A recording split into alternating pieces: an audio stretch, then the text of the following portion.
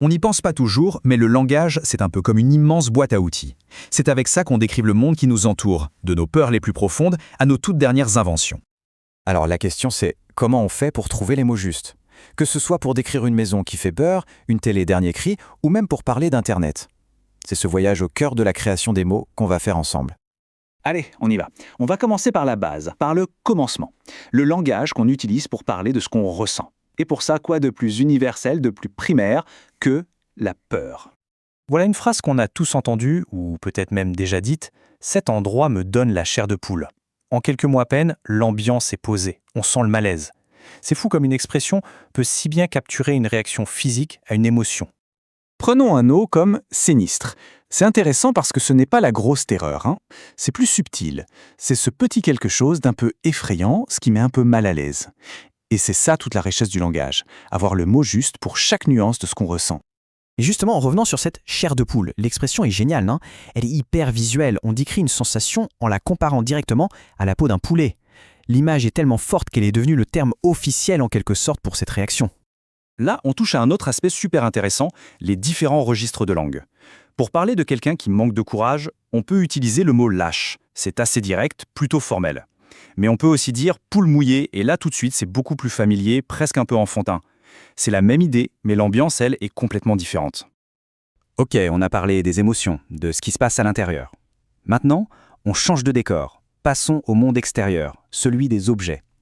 On va voir comment la langue a dû s'adapter pour décrire toute la technologie qui a envahi nos maisons.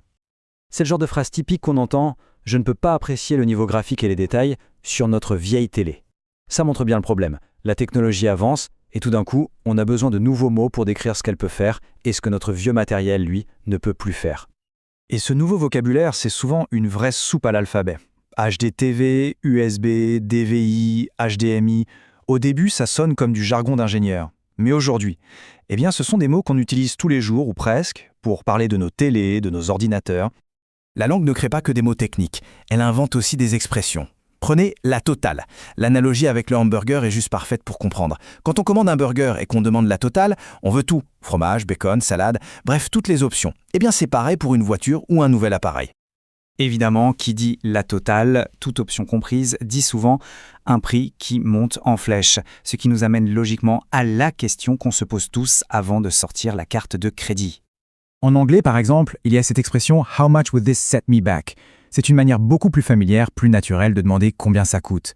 C'est exactement ça, un langage vivant. Le genre de phrase qu'on apprend dans la vie de tous les jours, pas forcément dans les livres. Bon, on quitte le salon et la télé maintenant. On va voir plus grand. Direction le réseau mondial, Internet. Et là aussi, on a dû inventer tout un vocabulaire pour décrire cette nouvelle vie en ligne. Et là, le saut est énorme. D'un côté, on avait la connexion commutée. Certains s'en souviennent, avec le bruit du modem, c'était lent, ça coupait tout le temps. Et de l'autre, le haut débit, rapide, toujours allumé. Le changement était tellement radical qu'il fallait bien de nouveaux mots pour marquer le coup. Forcément, avec tous ces nouveaux termes, on peut vite se sentir perdu. Je n'ai aucune idée de ce que signifie kbps. Qui n'a jamais ressenti ça face à un terme technique un peu obscur? C'est une réaction tout à fait normale.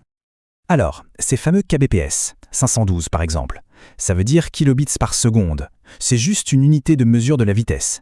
Pour se faire une idée, à 512 kbps, télécharger une simple chanson pouvait prendre de longues minutes.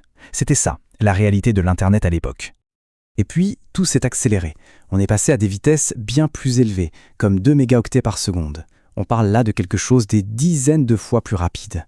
Et tout ça, c'était pour une bonne raison. Éviter une frustration très moderne. Et cette frustration, c'est le lag. Ce mot-là, il est vraiment né d'Internet. C'est cette sensation horrible, ce décalage, cette lenteur qui peut faire perdre une partie en ligne ou gâcher un appel vidéo important. Une nouvelle expérience, un nouveau mot. Et pour que tout ce petit monde numérique fonctionne, il y a d'autres mots à connaître. Le routeur sans fil, cette fameuse boîte qui envoie Internet partout dans la maison. Le pare-feu, cette sorte de mur invisible qui nous protège. Et bien sûr, tout ça a un prix, ce qui nous ramène à un autre jargon, celui de l'argent, comme le mot anglais bucks, qui est juste de l'argot pour dire dollar. Alors, après tout ça, on peut se demander quel mot va-t-on inventer demain ? Parce que s'il y a bien une chose que ce petit voyage nous montre, c'est que le langage, ça ne s'arrête jamais de bouger. Si on résume un peu le parcours, On est parti des mots du ressenti, des émotions primaires, avec des expressions comme « donner la chair de poule ». Puis on a regardé les objets, la technologie à la maison, avec des sigles comme HDTV. Et on a terminé dans le monde virtuel d'Internet avec un mot comme lag. La conclusion, elle est assez simple en fait. Le langage est un outil vivant. Il ne cesse de s'adapter, de créer, pour qu'on puisse mettre un nom sur toutes les nouvelles choses qu'on vit et qu'on invente. Et ça nous laisse avec une dernière question, une question pour l'avenir. Alors que la technologie nous prépare des mondes qu'on n'arrive même pas encore à imaginer, quels seront les prochains mots qu'on devra absolument inventer pour pouvoir en parler ?